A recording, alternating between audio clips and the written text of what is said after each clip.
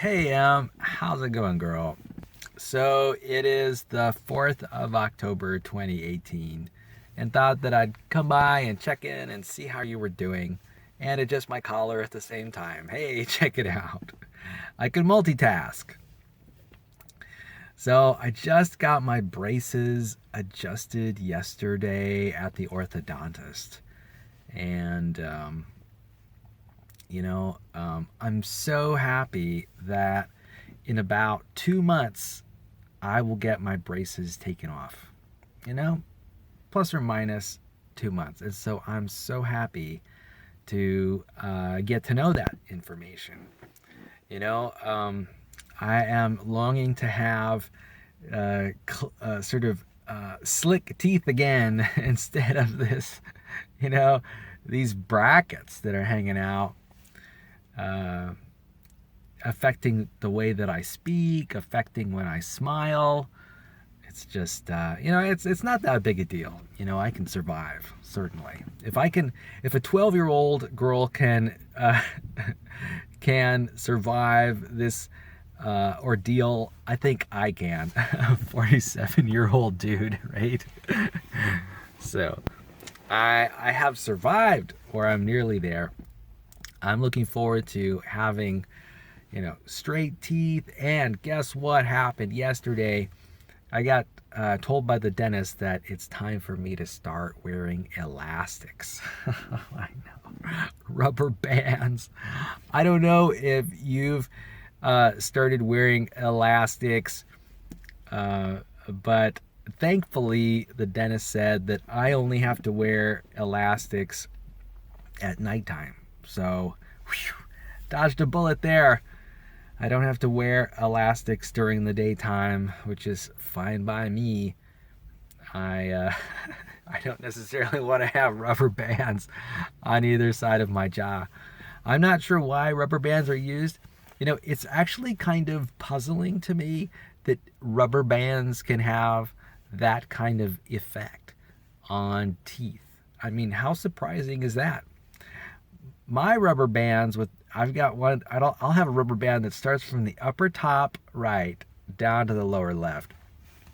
And apparently, the purpose of the rubber band is to sort of align the gap in my top in my between my tooth and the top of my jaw to the gap at the bottom of my jaw between my teeth, and just sort of align those gaps.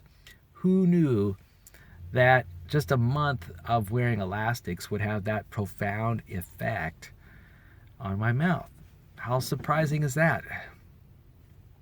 You know, that in itself is kind of like a miracle. That kind of knowledge is like, wow, I did not know that teeth were so easily moved within the jaw. I must say that this experience has been relatively easy compared to other experiences I've had.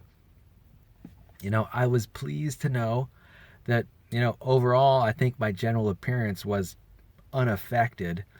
In fact, I got a lot of comments from people suggesting that they didn't even notice that I had braces on. I guess, if you talk with me just for a moment, and if you sort of look at me as I'm speaking to you, you may not guess that I am wearing braces. So that's nice. I think that I show the fact that I'm wearing braces anytime I do a great big smile, right? And even then, I think people don't necessarily notice. In a way, it goes to show how much we think other people notice changes or our appearance when they actually don't. And, it's really a strange thing. Human beings in general seem to be really focused on appearance. And it also seems that when we look at others, for us, I think for the most part, appearance doesn't matter that much. It matters a little bit. It probably matters maybe, in my opinion, I'm thinking 60 to 80% of the time. But you know what? It could be even less than that. It might only be relevant 50% of the time. It's interesting to contemplate that we all, as a people living on this planet, may be overestimating how much our appearance matters in our social relationships, you know? Unless you're very disfigured, then that's, naturally a problem. But even then, I think, I think we as humans tend to overemphasize our appearance and overemphasize its importance, and even overemphasize whether or not it causes happiness, or whether it's a cause of happiness or not. And I think that it's real tragic when people go make moves to alter their appearance, and they come out on the other side of those procedures, those surgeries, with some kind of disfigurement or disability or even death, right? Some illness. I was just looking at the news the other day, and one thing I noticed was an article about a person getting, I don't know, they call them butt lifts. I actually don't know anything about them. I only know the word, right? The phrase butt lift. And someone had died, right, as a result of it. And I thought to myself, how tragic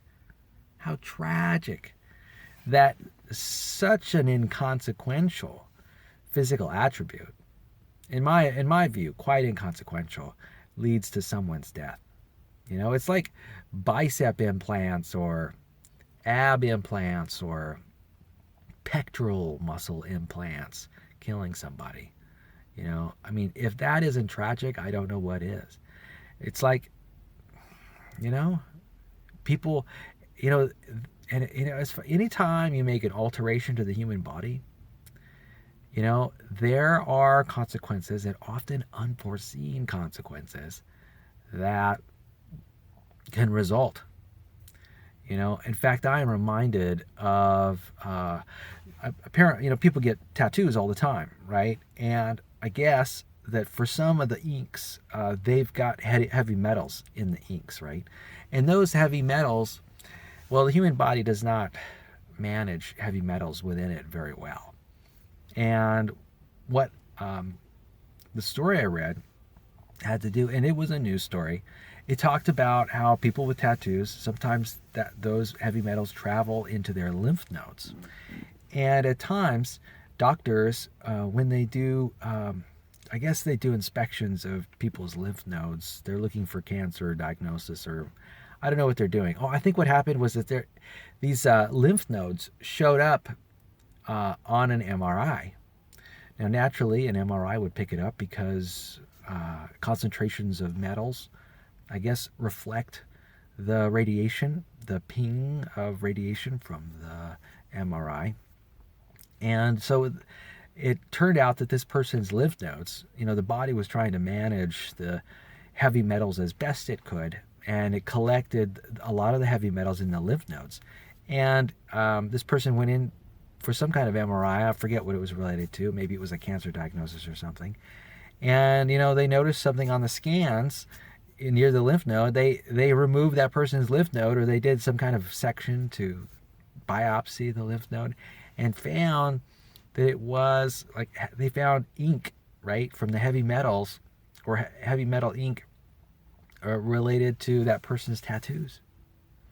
So, this experience describes an event where tattoos sort of inadvertently got in the way, created a medical misdiagnosis for a time, anyway, before it was corrected. And I could only imagine how concerning that might have been to the person who, where the doctor noticed these changes near the lymph nodes of this person's body. And, it's sort of interesting how that all works together. Anytime you pierce the skin, right, like through maybe getting earrings, or getting a tongue piercing, or any kind of skin piercing, or body piercing, you are opening up the universe. You're opening up your body to pathogens that could possibly get in one way or another. I mean, we are already somewhat exposed, right? We got our mucous membranes, right? In our mouths and our noses and in our ears. Well, maybe it's not called a mucous membrane of the ears, but I think there are passages where you can get access to mucous membranes through the ears. The eustachian tube, that may not go through the eardrum now that I think about it. So there's probably a seal, at least in that area. But there are also places where there are very few seals, right? And having sort of an extra hole in your skin, for example, can possibly be a problem, right? Especially one that gets irritated or maybe doesn't heal completely, or things like that. So what a challenge, right? What a challenge for our society when it comes to people who love to decorate themselves with things that change our appearance and make us look more appealing. And then we are constrained, really. We are constrained about what we can do because of, for medical reasons, for reasons related to our health. And, so it's interesting to hear stories about people who are exploring the edges, right, of this tendency to decorate ourselves, decorate our bodies. Also, that reminds me, there is a tattoo technique where people can tattoo the whites of their eyes with tattoo ink. And I guess, I'm not sure what color they tattoo the whites of their eyes. It could be perhaps many colors. But again, another example where, you're piercing the cornea of your eyeball. And now, as far as I'm aware, corneas heal rather quickly. They have an amazing capacity to heal themselves. Now, I myself had an injection in my eyeball recently related to some eye surgery. And let me tell you, piercing the cornea is an unpleasant, is a rather unpleasant procedure. And I am really amazed at the courage of a person who is willing to undergo corneal tattooing or the whites of their eyes tattooing. That's pretty remarkable. That's quite a step to take. I'm really surprised, really, at how brave and courageous human beings are. We are really brave and courageous. I watch videos sometimes of people doing stunts, and human beings have an amazing willingness to put themselves at risk, sometimes for the most trivial reasons. It's fun. It's funny, and it's a little bit not funny too, because if something goes wrong, if an act of a high risk act goes bad or sour, that person might have to live with a disfigurement or an illness or disability for a long time, right? The remainder of their lives. And in fact, if I have any advice to you, Emily, my advice would be to limit the risk that you might have of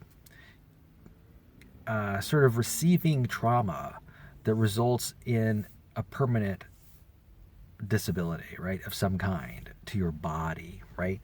See, that's I think a part of humans that is so vulnerable, right?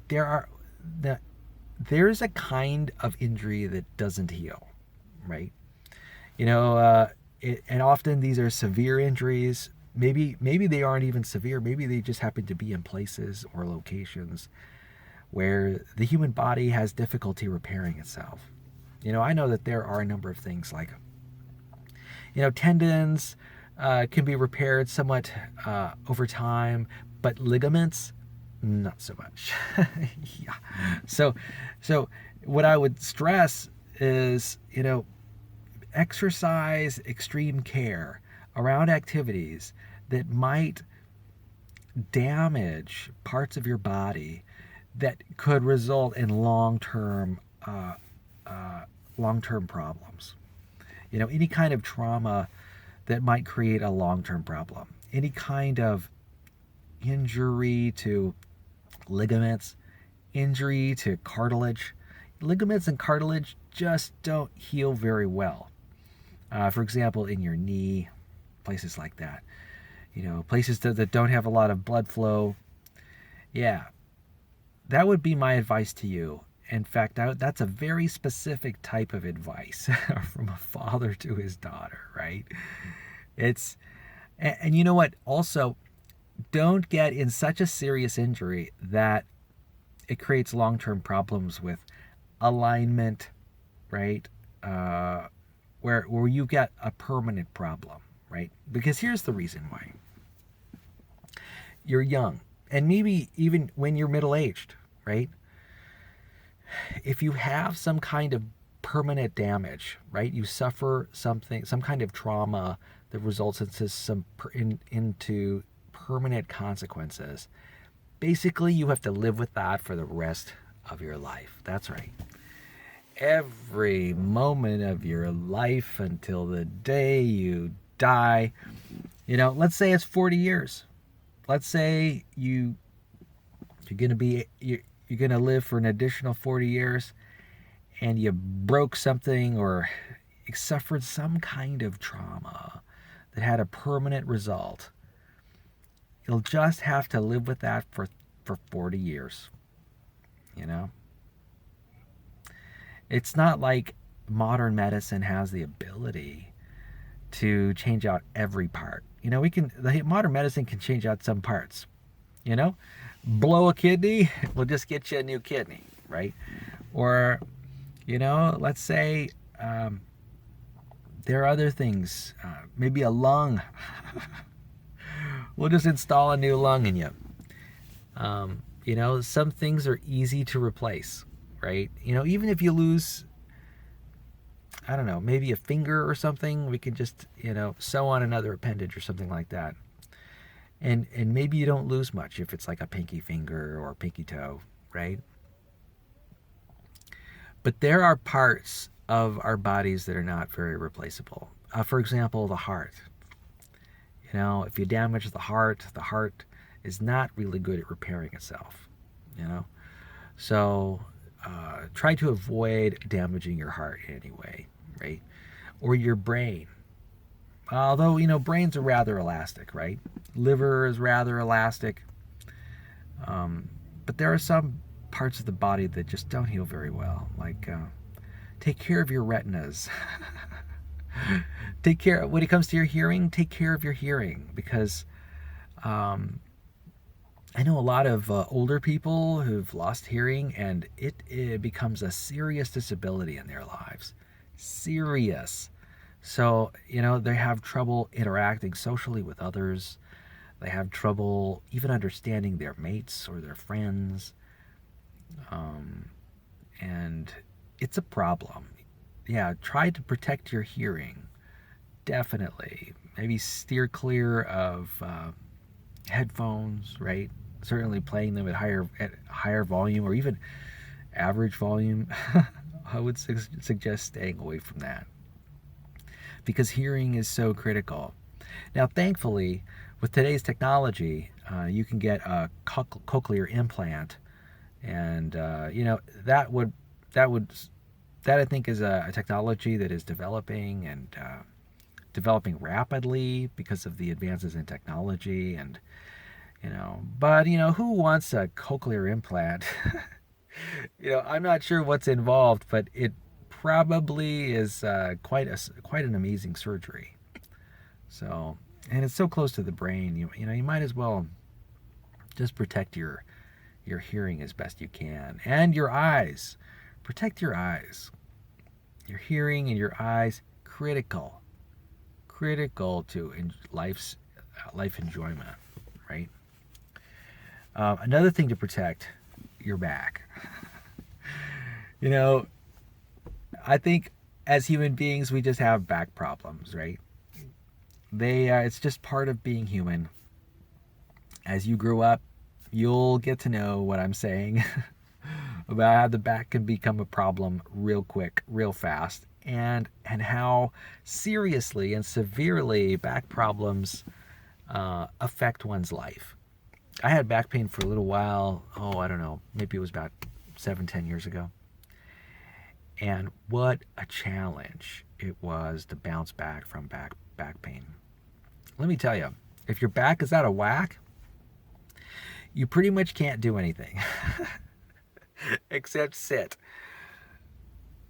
And even when you sit, it's uncomfortable.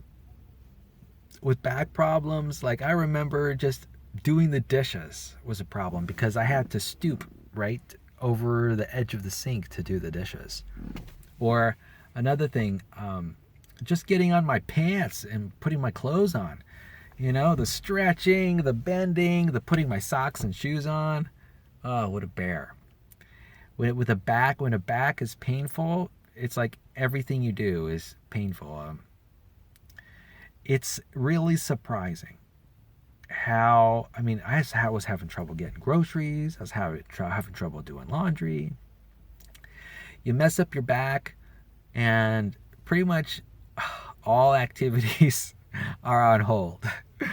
You know, I remember when your mom, she had a really serious back problem at one time. It was very momentary. It only took a few days to heal.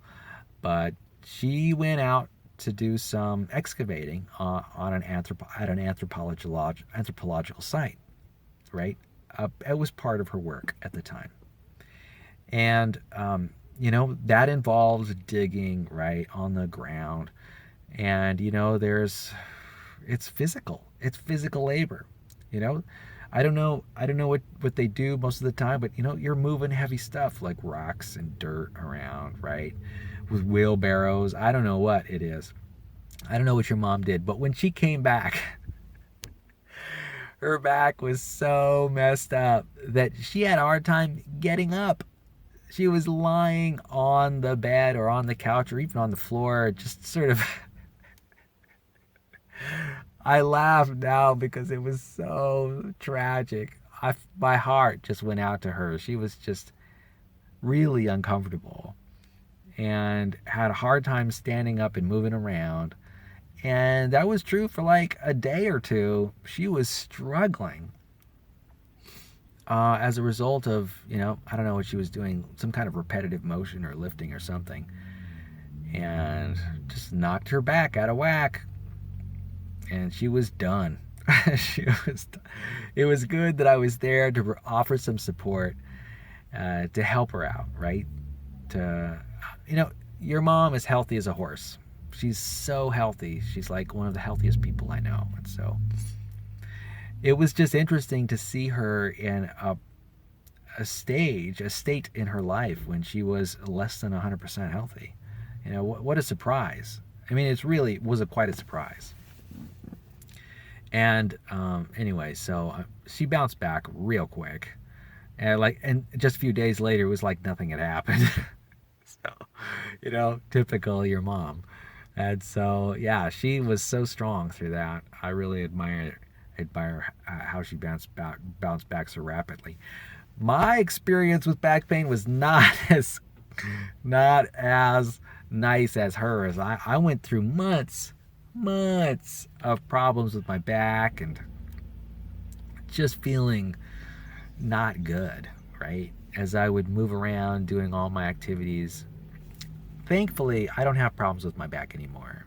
And the reason I think I don't have problems is because I exercise on a regular basis. In fact, I work out my back almost every time through some kind of activity at the gym.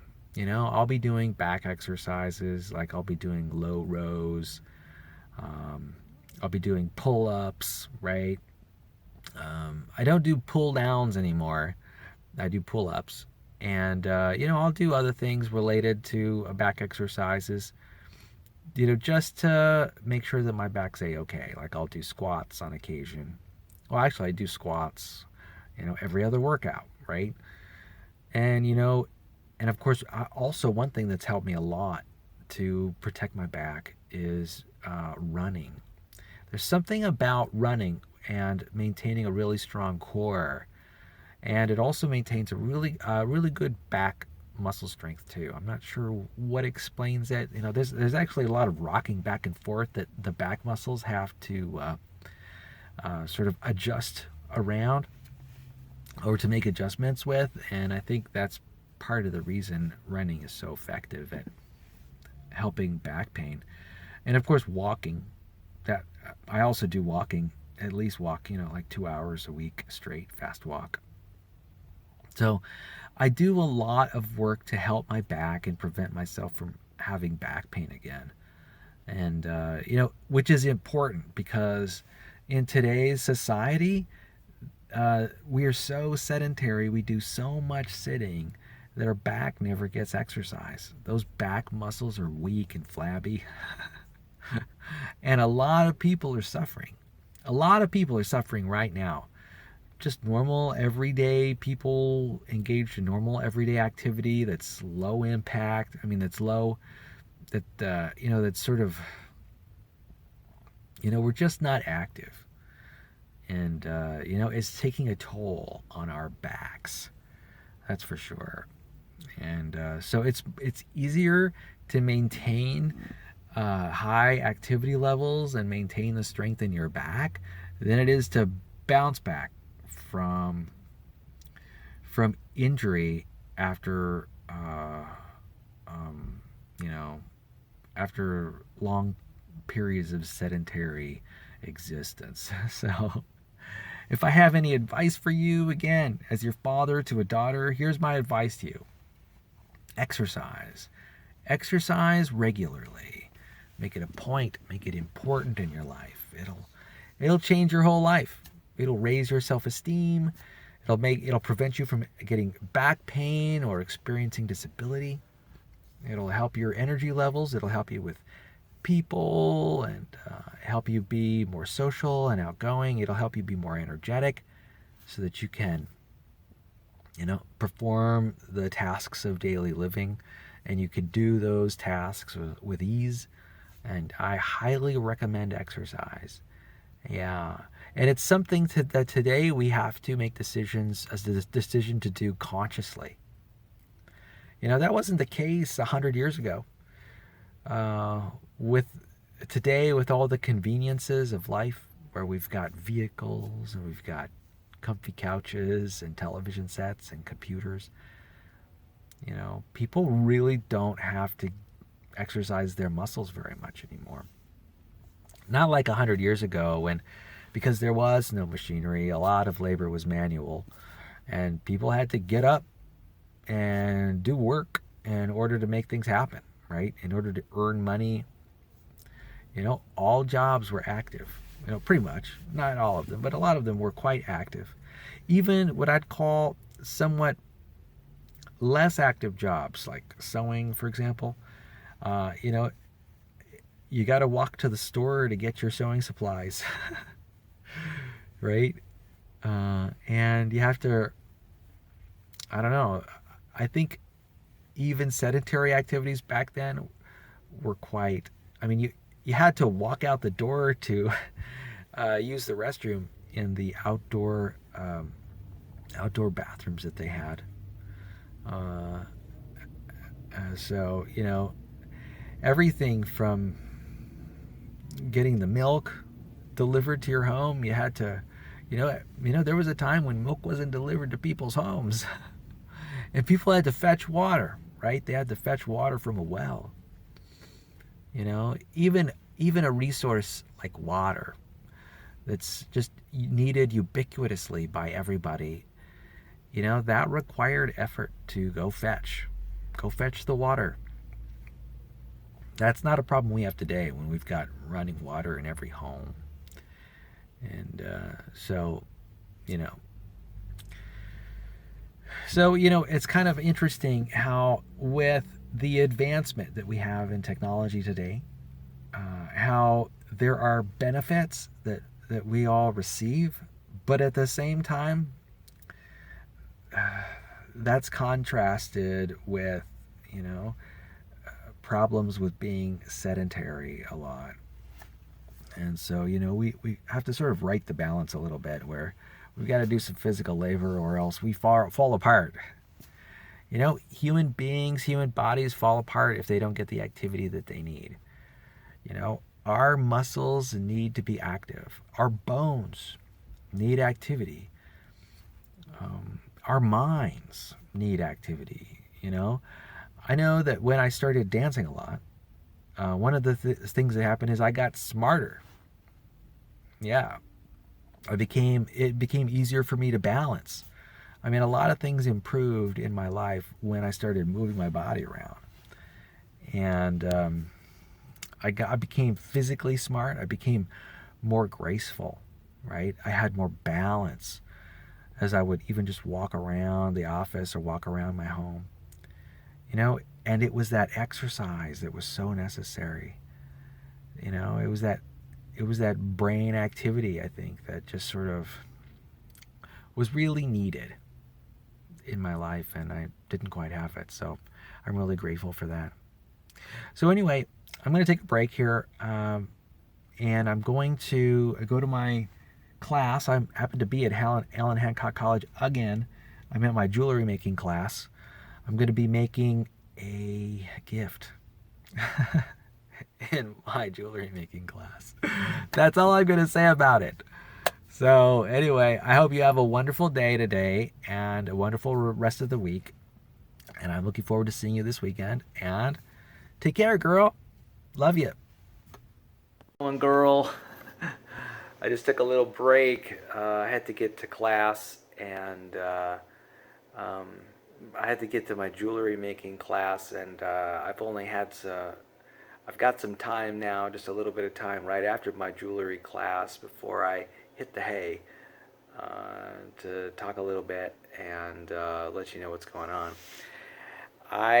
Look at this. Check this out. This is a ring that I produced. It's on my right hand, and I don't know if you can see it. The inscription says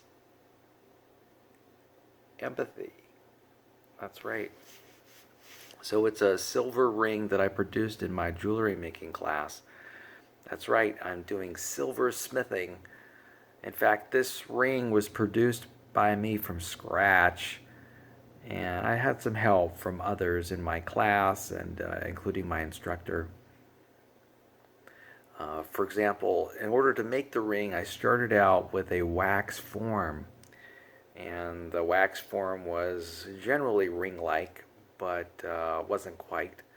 It was just a hollow tube of wax, and I used a hacksaw to cut off a small section of the wax from the cylinder of wax. And then I went to work with etching tools and sandpaper and other materials to sort of whittle the wax down into a form of a ring that could fit on my finger. And then I took that wax and I attached it to a sprue, which is just a wax tube, inside of a what's called a flask, which essentially is a steel cylinder with a rubber stop. And I invested the ring. And what that means is that I covered the ring with what I call plaster of Paris material.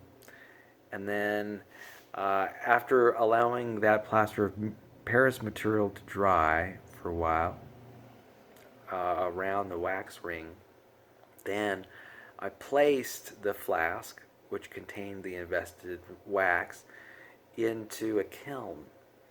And what that kiln did is it melted the wax, and then I cast the ring because see, the wax melted out of the plaster of Paris form, and then I replaced it with melted silver, and that's called casting. That's right. I replaced the wax with melted silver, and then once the cast was complete, I dipped the whole thing, that is the flask and um, the ring, newly cast, as it was surrounded by plaster of Paris, into some water. I dunked it into water, and out came this perfectly formed ring. That's right. And then it still looked pretty tarnished. The silver was tarnished, and so I used some polish and a rotary tool to polish the ring to a shiny sheen. And I also did some other things. I did dip it into an ultrasonic cleaner, and then I also dipped it into an acid bath, and I, in addition, dipped it into a another kind of cleaning material that uses metal stones to and heat to polish the metal ring. So it was quite an ordeal. It took me a little while because I'm such a beginner. It took me a couple weeks to do. I was only in class for a few hours each week, so, and plus I was working on other projects and talking to people and learning from them and just trying to understand this whole process of making jewelry. And it's really neat. There's a lot of neat people that I met who are into making jewelry, and they've got all kinds of creative ideas about making jewelry with peridot, which is a gem that is found under the earth. Under the earth, basically, it's part of the Earth's crust. Actually, it's beneath the crust in the mantle, is where peridot comes from. It's a green colored material, and I have other friends who are making rings and pendants and using turquoise and other gems like emeralds and rubies. Small time rubies and emeralds and stuff. And it's kind of neat. It's a really neat practice to make jewelry, and I've actually never done it before, and I find it intriguing to learn about the practice of making jewelry. I've never spent a lot of time doing it, and for me, it's kind of an adventure, right? It's a little bit exciting to figure out. Well, it's actually quite interesting too to figure out what other people's approaches are to the jewelry they make. Some people are highly influenced by nature, so they'll pick up flowers alongside the road, or they'll pick up, I don't know, acorns or pine cones, and they will duplicate those forms into some kind of jewelry. And this jewelry is very natural looking, right? It's based on designs created by nature. And I also like puzzling over this whole idea of using silver or gold to make jewelry, and I get to puzzle over why these materials are so valuable for jewelry making, and why people, what is it about the properties of the silver and gold that make these materials so ideal for jewelry making, you know? And plus, I took a geology class a couple semesters ago, and so I get to stretch my mind again and my memory about what minerals people are using to make jewelry. People make jewelry from all kinds of minerals, even minerals you wouldn't expect. And of course, people make jewelry from pearls, and so it's kind of neat to sort of get an understanding of the mechanics of, say, placing a pearl onto a ring, right? How does one do that? And there are a lot of ways. You can drill a hole into the pearl and use an adhesive of some kind, like a two-part adhesive, to attach the pearl to the ring. Or you can use, there might be prongs available on the ring, and you just bend those prongs around the pearl to fix the pearl into the ring. And there's all kinds of interesting techniques that people use to put this jewelry together. It gives me a little bit more respect about the craft of jewelry making, and it makes me think twice about all of the jewelers that I've seen in my day. Like in New Mexico, Native American Indians are, they frequently make jewelry, and they sell that jewelry, say, in the plazas in Santa Fe and Taos and Albuquerque. And in the past, I haven't really been that very interested in jewelry, so I might just uh, look for a short while at the jewelry that they're presenting for sale and maybe walk away. But I think now I've learned to appreciate some of the work, basically a lot of the work that goes into making jewelry, and the sort of the creative ideas that are necessary, the patience, the skill, and also some of the the value of the material and the minerals or the gems. you know it's really sort of an intellectual pursuit, and it's funny how it's kind of a creative and an intellectual pursuit at the same time. Because there definitely is skill involved. There's mechanics and industry and metallurgy and geology, and then there's psychology too. There's psychological aspects of jewelry making. It's complex. The artistry and the skillfulness is complex. It's not something you could learn overnight. It definitely is a skill, a trade that people develop over time. And, I'm developing an appreciation for it. And, I know that when you were a kid, you used to make a lot of jewelry. And, I'm curious if you happen to make jewelry now. Do you sometimes decide to make rings or necklaces with the skills that you've developed over time? And your artistic imagination. I wonder if that's something that inspires you still. I'd be interested to know that. Perhaps we can work together on a project where we make jewelry of some kind. I think that would be really interesting. I think I'd be interested to know what inspires you when it comes to the art of making jewelry. I'd be curious about to know what your style is and what materials you like to use. I'd also be interested to know your personality when it comes to making um, artwork and jewelry of this type. I have a friend who's at my jewelry class. He is incredibly focused. I can tell that he's enjoying this whole process of making jewelry because that's all he's thinking about.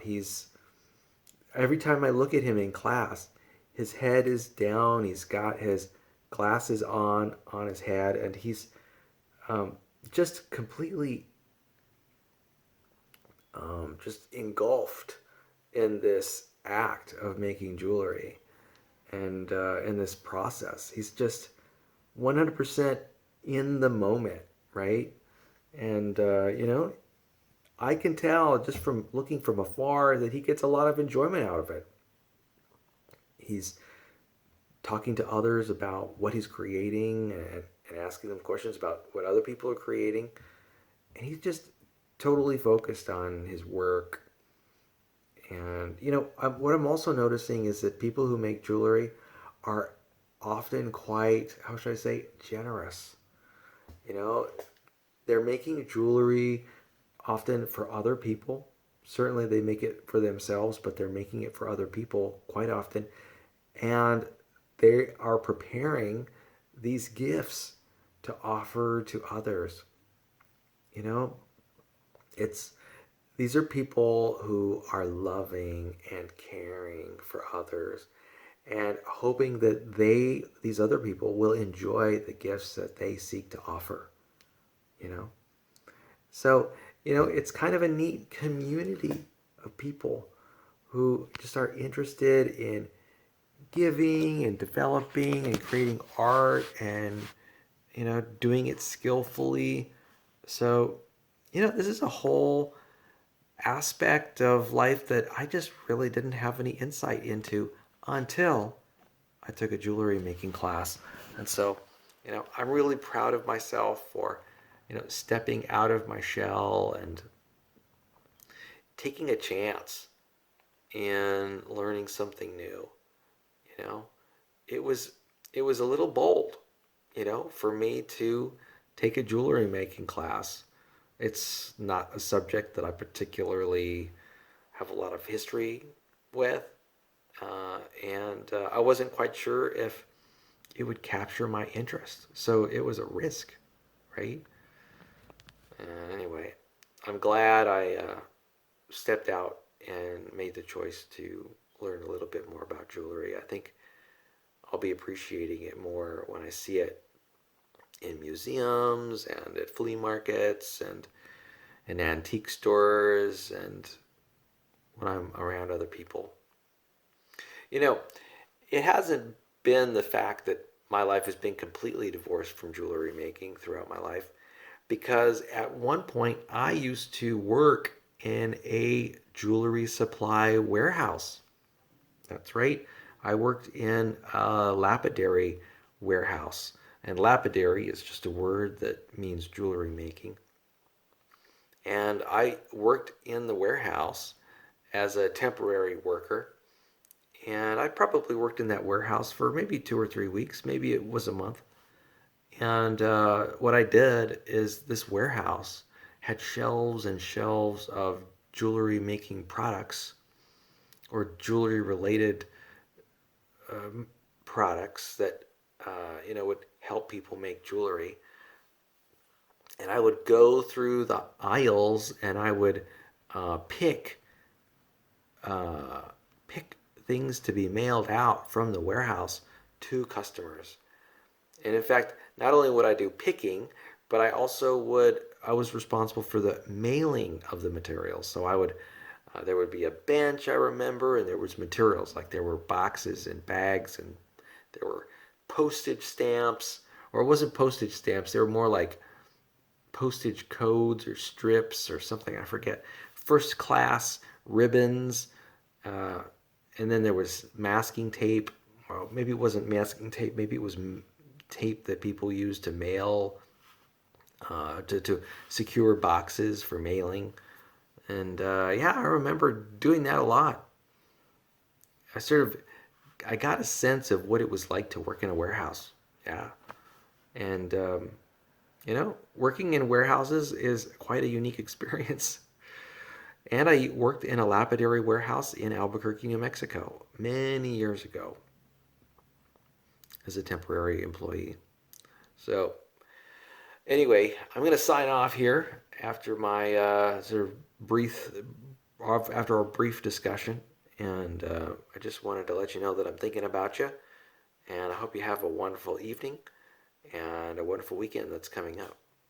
Love you, girl. Peace.